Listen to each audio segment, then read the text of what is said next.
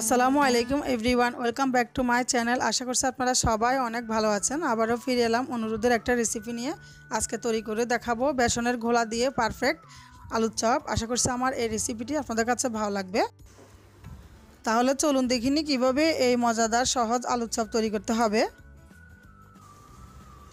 দুটি ভিন্ন স্বাদের আলুর চপ তৈরি করার জন্য প্রথমে এর উপকরণগুলো রেডি করে নিব। এর জন্য এখানে আমি শুকনো মরিচ তাওয়ার মধ্যে হালকা করে টেলে নিচ্ছি। এরপর এগুলো ব্লেন্ডারে গুঁড়ো করে নেব।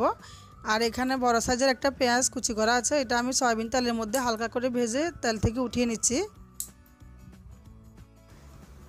আলুর চপ বানানোর জন্য প্রথমে আমি বেসনের মিশ্রণটা তৈরি করে নেব। এর জন্য এখানে 1 কাপ বুটের ডালের বেসন নিয়েছি আর সাথে দিয়ে দিচ্ছি 1 চা চামচ থেকে কম বেকিং পাউডার। এখানে আছে 2 টেবিল চামচ আটা, 1 টেবিল চামচ চালের গুঁড়া, হাফ চা চামচ ধনিয়ার গুঁড়া, হাফ চা চামচ হলুদের গুঁড়া, হাফ চা চামচ লাল মরিচের গুঁড়া। এগুলো এখন দিয়ে দিচ্ছি। এরপর সাথে দিয়ে দিচ্ছি হাফ চা চামচ লবণ, হাফ চা চামচ চিনি। এগুলো দিয়ে ভালো করে একটু মিশিয়ে নিতে হবে।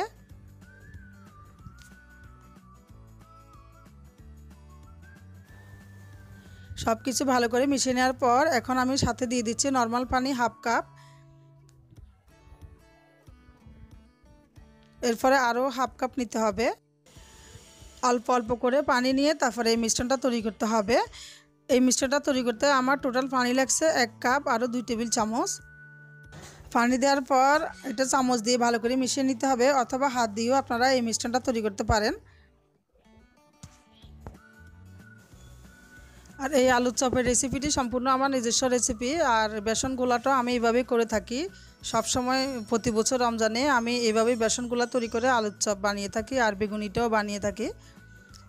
একটা গোলা দিয়ে দুটা রেসিপি বানানো যায়, খুবই সহজ আর খুবই মজা হয়, মুচমুচেও হয়। আপনারা বাসায় অবশ্যই ট্রাই করে দেখবেন।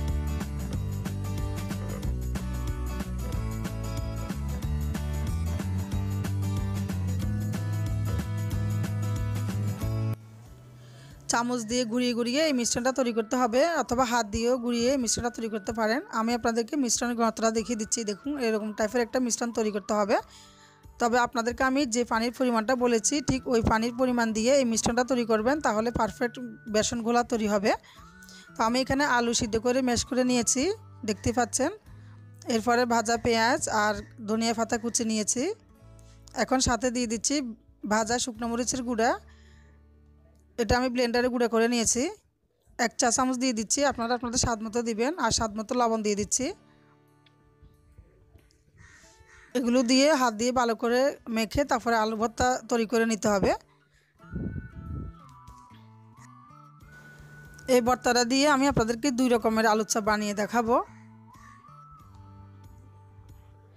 ভালো করে মেখে নেওয়ার পর এটা আমি এখন 2 ভাগ করে নিচ্ছি।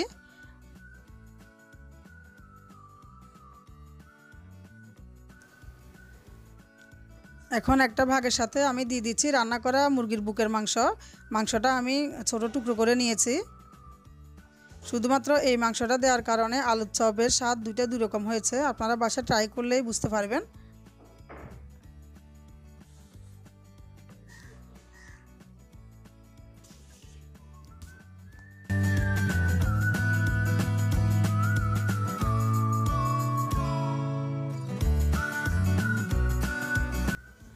ভালো করে মাংসের সাথে মিশিয়ে নেওয়ার পর এখন আমি শেপ দিয়ে নিচ্ছি। আমি এগুলো পাতা শেপ দিয়ে নেব, আর ওই ভাগেরগুলো গোল শেপ দিব। আপনারা আপনাদের পছন্দ অনুযায়ী শেপ দিয়ে করতে পারেন। তো অনেকে এটা ডিমের মধ্যে চুবিয়েও ভাজি করেন, আমিও করি মাঝে মাঝে। তবে বেসনের গোলায় করলে এটা খুবই সহজ হয়, যেহেতু ইফতারিতে আমরা খাবো। তো একটা বেসনের গোলা করে আমরা এই বেসনের গোলা দিয়ে বেগুনিও তৈরি করতে পারি। তো আর যেটা অবশিষ্ট থাকে ওইটা ফ্রিজেও রেখে দেওয়া যায়, পরের দিন ব্যবহার করা যায়। আমি এইভাবে সবগুলো শেপ দিয়ে নেব।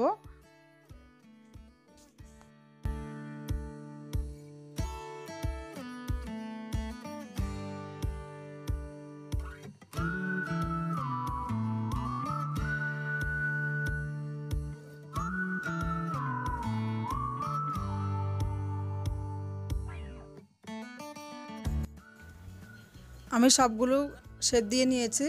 এখন আগে থেকে চুলায় ফ্রাই প্যানে তেল গরম করতে দিয়েছি। তেলটা যখন ভালো করে গরম হয়ে যাবে তখনই বেসনের মিশ্রণের সাথে আলুর চপগুলো দিয়ে দিতে হবে। যেভাবে মিশিয়ে দিয়ে দিতে হবে, এটা কম বেশি আমরা সবাই জানি। আর আপনাদের এখানে যদি অবশিষ্ট মিশ্রণ থাকে ওইটা ফ্রিজে রেখে দিবেন, তাহলে পরের দিনে ব্যবহার করা যাবে। চুলার আঁচ মিডিয়ামে রেখে এগুলো ভাজি করতে হবে।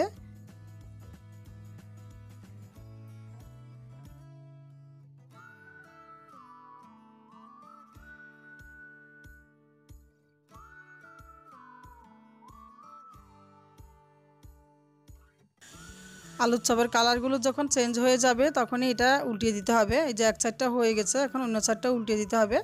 তো এগুলো সোনালি কালার করে ভেজে নিতে হবে। আমার আলুর চপটা ভাজা হয়ে গিয়েছে, এখন আমি তেল থেকে উঠিয়ে নিচ্ছি। দেখুন এগুলো ভাজা হয়েছে।